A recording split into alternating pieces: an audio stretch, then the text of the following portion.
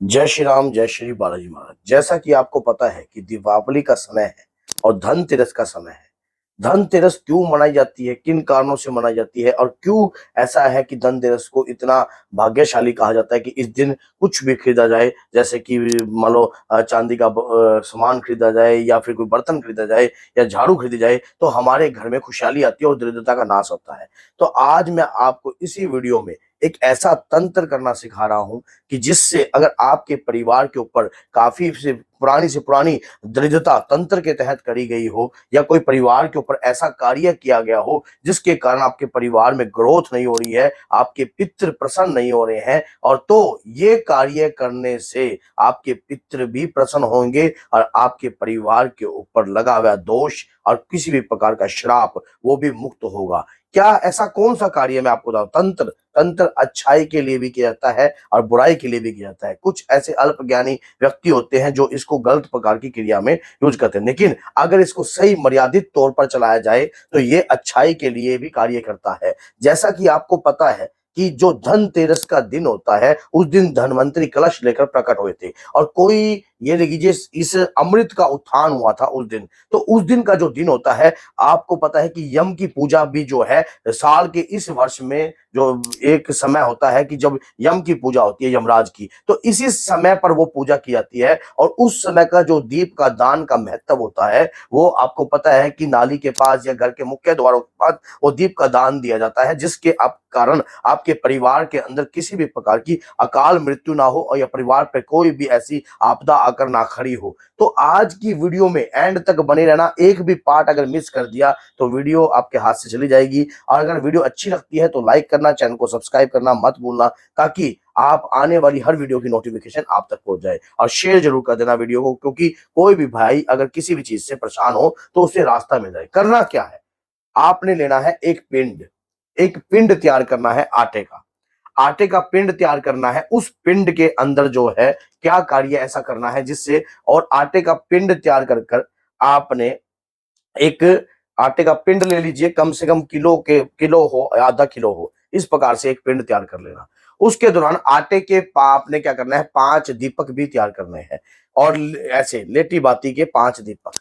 तो अब क्या क्या सामान चाहिए, 1 किलो के करीब आटा चाहिए। उसके दौरान जो है कच्चा दूध जो उबाला हुआ ना हो, वो थोड़े से दूध से आपको आटा को गूंदना पड़ेगा। उसके दौरान जो है आपको इसके अंदर जो है थोड़े से काले तिल भी चाहिए। और उसके दौरान आपको क्या है, थोड़ी सी अनाज, उसके दौरान जो है आपको मक्का और बाजरा, ज्वार, और इस प्रकार के 5 प्रकार का जो है आपने इसमें मान लो अनाज डालना है। 5 प्रकार का वो अलग रखना है सभी। मैं सारा तरीका आपको समझा रहा हूँ। देखो, मैं प्रैक्टिकल करके बता नहीं रहा हूं, लेकिन समझाऊंगा जरूर बड़े आसानी से, बड़े बेहतरीन तरीके से, क्योंकि ये तंत्र की प्रक्रिया है और ये तंत्र आपके परिवार पे, आपके घर में किसी भी प्रकार का नुकसान करने वाला नहीं है। इस दिन यमराज की शक्ति जो है कार्य करती है, और अगर परिवार पर काली विद्याओं का साया होता है तो उससे भी आप मुक्त हो जाते हो। घर में अगर कोई असाध्य रोग भी होता है उससे भी आपका परिवार मुक्त हो सकता है।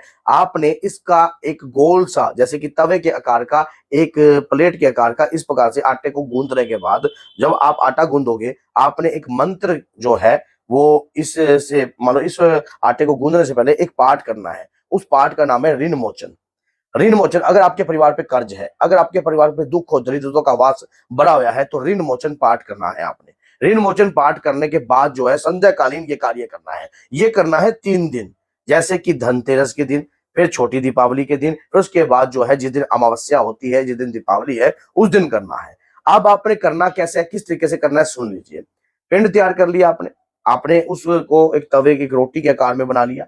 उसके दौरान जो है अपने, आपके घर का मुखिया का, अगर आपके घर का जो मुखिया है जिसके ऊपर कर्ज है, बीमारी है, रोग है, ऐसा कोई रोग है या कोई प्रेत रोगी व्यक्ति है घर के अंदर, अपना राइट हैंड का हाथ जो है, अपने राइट हैंड का हाथ जो है सरसों का तेल लगाकर, हाथ के ऊपर सरसों का तेल लगाकर जो है ऋण मोचन का पाठ कोई और व्यक्ति भी कर सकता है। पाठ पढ़ते पढ़ते उस रोटी पर आपने अपना पंजा छाप देना है। पंजा छापने के बाद आप जो 5 प्रकार का अनाज है उस पंजे में आपको बिछा देना है, उस पंजे पे बिछा देना है। जो हथेली का हिस्सा रह जाता है, उस हथेली के हिस्से पे आपने चौमुखा दीप का दान देना है, एक।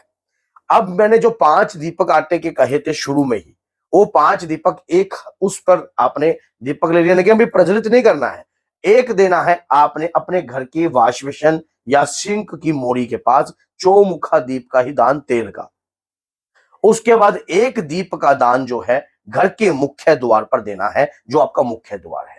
एक दीप का दान जो है घर की छत पर जाकर देना है, जो भी आपके घर की छत पे मेन जाकर आपने दान देना है। अब उसके दौरान एक मोरी पर हो गया, एक वहां हो गया, एक वहां हो गया, और एक दीप का जो दान देना है आपने, वो देना है आपने कहा, जहां अगर आपके घर में कोई पौधा, तुलसी या कोई भी ऐसा पेड़ पौधा है तो उसके पास देना है।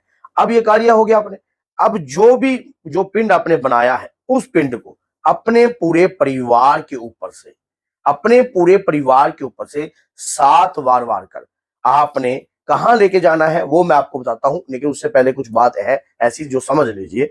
ये क्या होता है, अगर आपके ऊपर चरदशा हो, योगिनी दशा हो, विश्वंतरी दशा हो, मां दशा हो, शनि की साढ़े साती हो, राहु की ढैया हो, या किसी भी प्रकार की ग्रहों की उपद्रुव दशा होती हो, या कोई ऐसा मगिन प्रेत आपके घर में वास कर रहा हो, गंदी शक्तियां वास कर रही हो, घर के परिवार को कब तबाह करने के लिए कोई तंत्र किया गया हो, तो अब आपने ये प्रार्थना करनी है। जैसे मैंने इन चीजों का नाम बोला है, अगर आपको नहीं आता तो नवग्रह का नाम ले लेना। कोई भी दशा है या कोई माड़ी दशा है, कुछ भी है, तो हे बालाजी महाराज, बाबा के नाम की जो दरखास्त है, शुरू में मैं आपको पता है कि हर कार्य करने से पहले 10 रुपए की दरखास्त जो है अपने ऊपर से वार कर बाबा के चरणों में अर्पण करते हैं। कहते हैं कि पावन पुत्र तुम पावन जमाना, बुद्धि विवेक विज्ञान निधाना। वायुदेव के पुत्र है और वायुदेव के समान ही इनका वेग है।